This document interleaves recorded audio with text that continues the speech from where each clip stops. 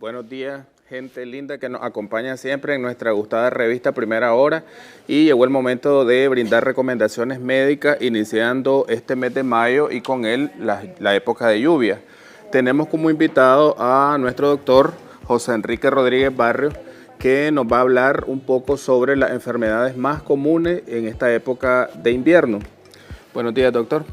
Sí, muchas gracias, doctor. Nuevamente es mucho gusto el que tengo yo, ¿no?, de que estar nuevamente acá, invitado por ustedes, por esta hermosa revista que se preocupa por la salud de las personas, de la población, y que quiere mantenerla siempre al día sobre cómo prevenir antes que lamentar. Y sí, en este tiempo, casualmente, entre el mes de abril y mayo, que han habido unos calores bastante intensos, estamos en una transición del calor intenso. Dicho sea de paso, han habido bastantes temblores, bastante fuertes últimamente también debido al mismo calor.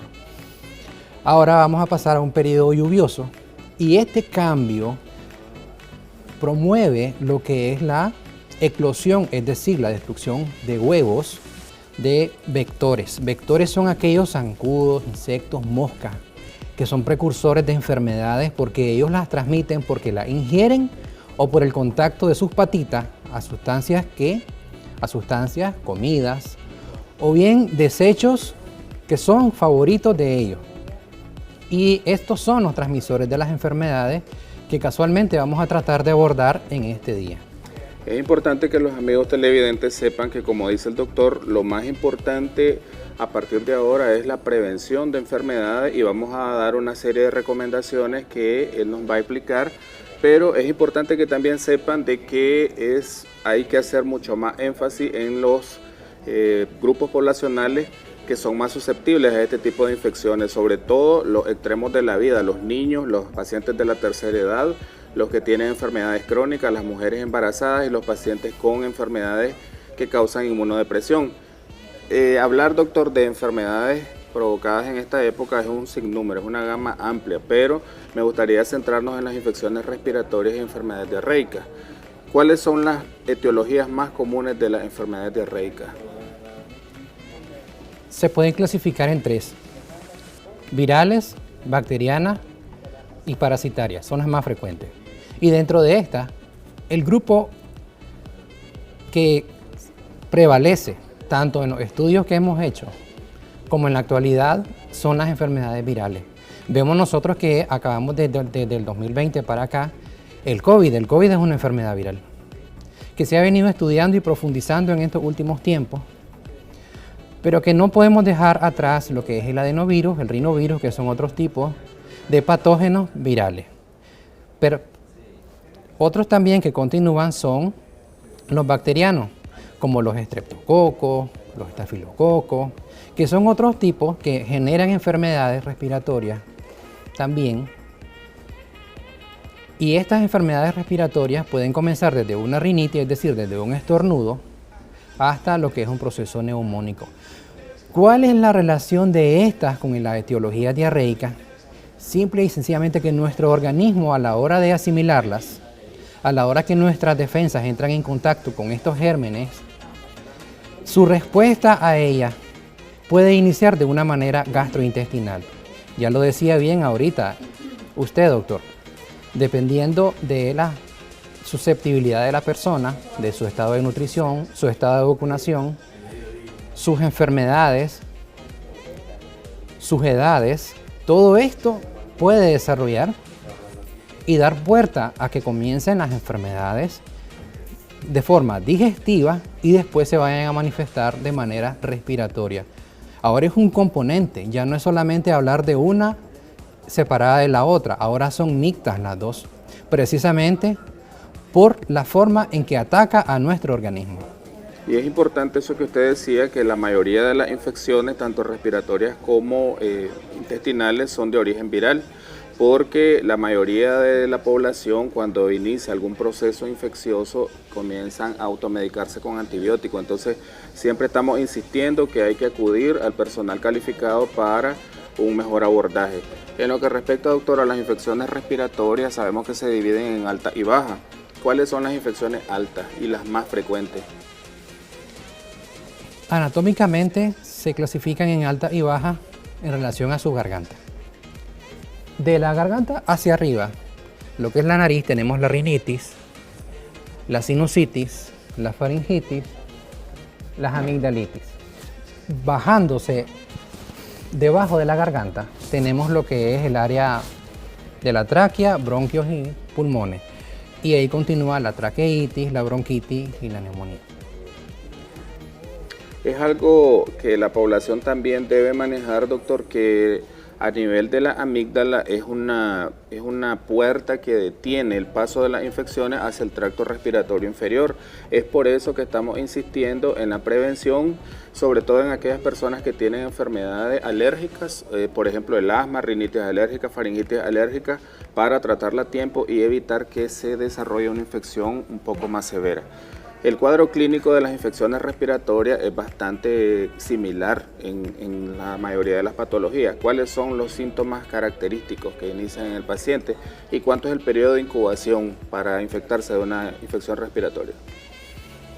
Para poder hablar de periodo de incubación tenemos que ver desde el momento en que ya lo mencionaba al inicio. El vector toca a la persona enferma y él va transmitiendo en su organismo un proceso de asimilación, y este proceso de asimilación hasta la formación de la enfermedad se llama periodo de incubación, que puede oscilar entre los 7 a los 14 días. Después de este periodo de tiempo comienzan las manifestaciones clínicas, que como usted lo decía, son muy variadas, pero dentro de las más comunes tenemos la obstrucción nasal, la rinorrea, el dolor en la garganta, lo que nosotros le conocemos como disfagia, o afonía, como le dicen algunas otras personas, ¿verdad?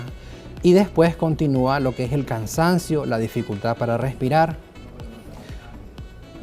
Y también hay manifestaciones inespecíficas, como lo que es la fiebre, el dolor de los huesos, el dolor de las espaldas, el dolor de las articulaciones. ¿Cuáles son las primeras medidas que debe tomar la población una vez que inicia estos síntomas respiratorios? En primera instancia, no automedicarse, sino que acudir en cuanto hayan las primeras manifestaciones de síntomas hacia el médico para que el médico pueda orientar la forma en que va a seguirse la enfermedad. Por ejemplo, si la enfermedad comienza con un síndrome febril que es caracterizado por malestar general, dolor en los huesos, calentura, hay que estudiar este síndrome febril y darle seguimiento durante un periodo de una semana.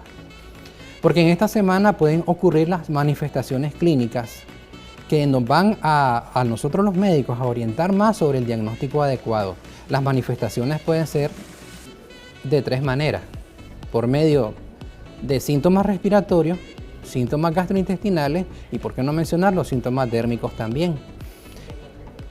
Es ahí donde la persona debe de únicamente mantener la hidratación adecuada, mantener medicamentos para controlar fiebre, que estas son las 2 causas que nos pueden llevar a una complicación y estas complicaciones traernos a los hospitales. Ahí es un punto bien importante porque las infecciones respiratorias que no son tratadas a tiempo pueden evolucionar y causar complicaciones. ¿Cuáles son esos criterios que hacen que el médico oriente al paciente de que amerita una hospitalización? Te lo voy a plantear de 2 maneras. En el caso de los niños, las primeras manifestaciones que nos orientan a llevarlo a los hospitales es cuando ellos dejan de comer. Cuando ellos presentan fiebres persistentes que no mejoran con los analgésicos o los antipiréticos en un periodo no mayor de 2 horas, porque en ese periodo él puede deshidratarse por la fiebre, puede deshidratarse por la dificultad para respirar que ellos manifiestan. Entonces es un signo inmediato de llevarlo, y el deterioro de su estado, cuando los miramos decaíditos, que no quieren jugar, que solo quieren estar acostaditos o con la mamá o con el papá. Y en el caso de los adultos, es prioridad llevar a un adulto que tenga enfermedad crónica, diabético, hipertenso, cardiópata, enfermedades de la sangre, de manera urgente.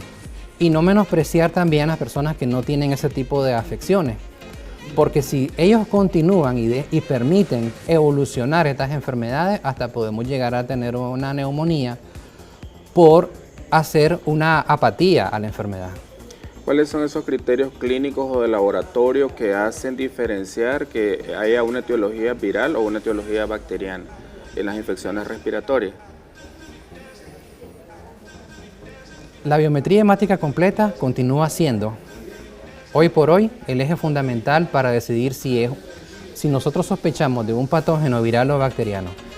Los leucocitos, que son los glóbulos blancos, en ambos casos pueden estar elevados, pero la diferencia está en que cuando ustedes ven, el médico ve el examen, las células segmentadas están por encima del 80% o las células linfocíticas están por encima del 20%. Ello nos orienta a que etiología viral o bacteriana. Sin olvidar también de que hay una prueba bastante sensible que nos orienta mucho, que es el PCR. El PCR es una prueba de laboratorio que nos orienta el grado de inflamación que está sufriendo la persona en ese momento de la enfermedad. Ya sea puedes iniciar con un PCR de 10 en adelante, que nos orienta ya a un proceso bastante importante y hay que estarle dando seguimiento. Los exámenes pueden ser cada 24, 48, 72 horas, según cómo nosotros observemos el paciente y según cómo vaya la evolución de la enfermedad.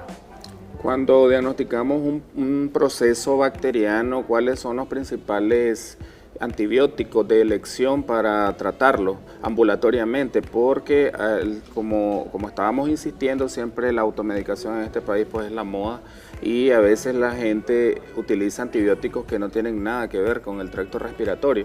¿Cuáles son esos principales medicamentos?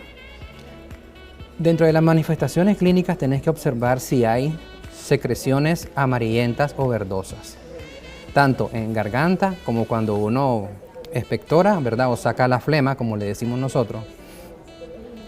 Y si nosotros observamos esas características, tiene indicación por clínica el uso de antibióticos, que dentro de los más comunes, hoy por hoy, continúa siendo la penicilina, sobre todo en los casos de amigdalitis.